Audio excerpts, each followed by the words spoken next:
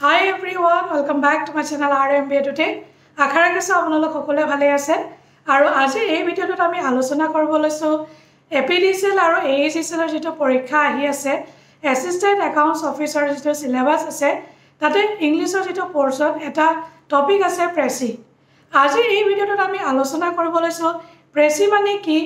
প্ৰেসি ৰাইটিংৰ কাৰণে কি কৰিব লাগে কি কৰিব নালাগে গুটেইখিনি আমি ডিটেইলছত আলোচনা কৰিম আৰু যদি ভিডিঅ'টো আপোনালোকে ভাল পায় নিশ্চয় এটা লাইক কৰি দিব মোৰ চেনেলটো সাবস্ক্ৰাইব কৰিব নাপাৰিব লগতে শেয়াৰ কৰি দিব তো এতিয়া বেছি দেৰি নকৰি আমি আৰম্ভ কৰো আহক যে প্ৰেসি মানে কি তাৰ কাৰণে কি কৰিব লাগে নালাগে সো এতিয়া বেছি দেৰি নকৰো ভিডিঅ'টো আৰম্ভ কৰো আহক প্ৰথমতে আমি ডিসকাস কৰিম যে প্ৰেসি মানে কি প্ৰেসিৰ মিনিংটো কি ডেফিনেশনটো এবাৰ আমি প্ৰথমতে চাই লওঁ A presi is a short written or spoken account of something which gives the important points but not the details. Presi mane hoise je precise, concise way apnaloke jitu process ba comprehension thakibo tar mool bhab harangkhoto apnaloke likhibo lagibo. Etia ami discuss korim je ki koribo lage ki koribo nalage kiman length hobo lage bahutore confusion thake je eta presi title dibo lage ne nalage ei gute kotha kini ami discuss korim মুঠৰ ওপৰত যেটো আপোনালোকক প্যাৰাগ্ৰাফ দিয়া থাকিব বা passage দিয়া থাকিব বা কম্প্ৰিহেনশন দিয়া থাকিব তাৰ গুটেই যেটো হাৰাংশ মূল ভাব কি ক'ব বিচাৰিছে সেই বস্তুটো আপোনালোকে ইনে প্ৰিসাইজ ৱে হাৰাংশটো আপোনালোকে লিখিব লাগিব প্ৰথমতে আপোনালোকে যেটো প্যাৰাগ্ৰাফ বা যেটো কম্প্ৰিহেনশন আপোনালোকক দিয়া থাকিব বা প্যাসেজ হেতু আপোনালোকে ভালদৰে কেয়াৰফুলি ৰিড কৰিব লাগিব পঢ়িব লাগিব প্ৰথমতে আপোনালোকে এবাৰ গো থ্ৰু কৰি লব দ্বিতীয়বাৰ আৰু ভালকৈ পঢ়িব আৰু যেটো অনলাইন এক্সামিনেশন হ'ব হেতু কাৰণে আপোনালোকে আন্ডাৰলাইন কৰিব নোৱাৰে তাৰ কাৰণে আপোনালোকে যিখিনি ইম্পৰ্টেন্ট পইণ্ট ৰাফ পেজত এখিনি আপোনালোকে ইম্পৰ্টেন্ট পইণ্ট বিলাক নোট ডাউন কৰি লব তাৰ পাছত আপোনালোকে ড্ৰাফট এটা প্ৰেসি লিখিব যে ইম্পৰ্টেন্ট পইণ্ট কিটা কি আছে আৰু আপোনালোকে যেতিয়া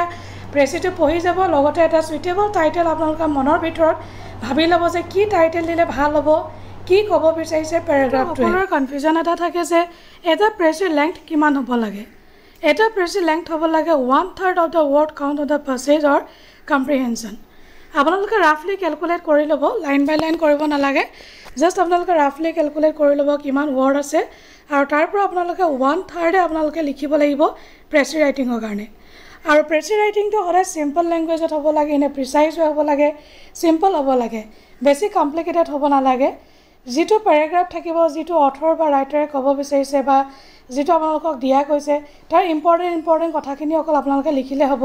আৰু ইম্পৰ্টেন্ট যিখিনি টাৰ্মছ এগুটেখিনি থাকিব লাগিব এসেনশিয়াল পইণ্টছ বিলাক কভাৰ আপ হ'ব লাগিব আৰু তাৰ পাছত আটাইতকৈ একত আপোনালোকে দিব লাগিব এটা এপ্ৰপ্ৰিয়েট টাইটেল যিকোনো এটা প্ৰেসি এটা এপ্ৰপ্ৰিয়েট টাইটেল আপোনালোকে দিব লাগিব আৰু that title should be matched with the paragraph বা প্যাসেজ যেটো আপোনালোকক কম্প্ৰিহেনশন দিয়া থাকিব সেই কম্প্ৰিহেনশনটোৰ লগত টাইটেলটো মেচ হ'ব লাগিব যিকোনো এটা টাইটেল দি দিলে নহব আৰু এটা ইম্পৰ্টেন্ট পইণ্ট আছে যে আপোনালোকে যেটো কম্প্ৰিহেনশন বা প্যাসেজ থাকিব তাত নিজৰ ফালৰ পৰা কোনো ধৰণৰ পইণ্ট এড নকৰিব কোনো ধৰণৰ আপোনালোকে এডিশন নকৰিব নিজৰ ফালৰ পৰা কোনো ধৰণৰ ফ্যাক্টস ফিগাৰছ আপোনালোকে ৰিয়েলিটিটো জানিলে একো আপোনালোকে এড নকৰিব যেটো দিয়া আছে আপোনালোকে তাৰে পৰা ইম্পৰ্টেন্ট পইণ্ট বিলাক বাছি আপোনালোকে লিখিব লাগিব এটা ইম্পৰ্টেন্ট টাইটেল দিব লাগিব গোটেই পইণ্ট বিলাক কভাৰ আপ কৰিব লাগিব আৰু এনেকৈ আপোনালোকে প্ৰেসি লিখিব লাগিব সকলো আমি লিখি আহিছো আমি গ্ৰামাৰ এণ্ড কম্পজিশনৰ গুটেইবিলাক পঢ়িছো প্ৰেসি কম্প্ৰিহেনশন এবিলাক চাইছো কিন্তু যেটো এপিডিচিএল আৰু এএইচএছএল এসিস্ট্যান্ট একাউন্টস অফিচাৰ পোষ্টৰ কাৰণে মই ভাবিলো এটা মানে আপোনালোকক ৰিভিজন দিয়া নিচিনাকৈ কৈ দিও যে প্ৰেসি কি হয় আসলতে আৰু বহুতৰ মাইণ্ডত কনফিউজন থাকে লেংথ আৰু টাইটেলটোৰ ওপৰত হেতু কাৰণে ভাবিলো মই ভিডিও এটা বনাই আপোনালোকৰ মাজত প্ৰস্তুত কৰো যদি ভিডিওটো আপোনালোকে ভাল পাইছে নিশ্চয় লাইক কৰিব শেয়াৰ কৰিব নাপাহৰিব আৰু লগতে মোৰ চেনেলটো সাবস্ক্ৰাইব কৰিব নাপাহৰিব thank you so much bye bye take care জয় হিন্দ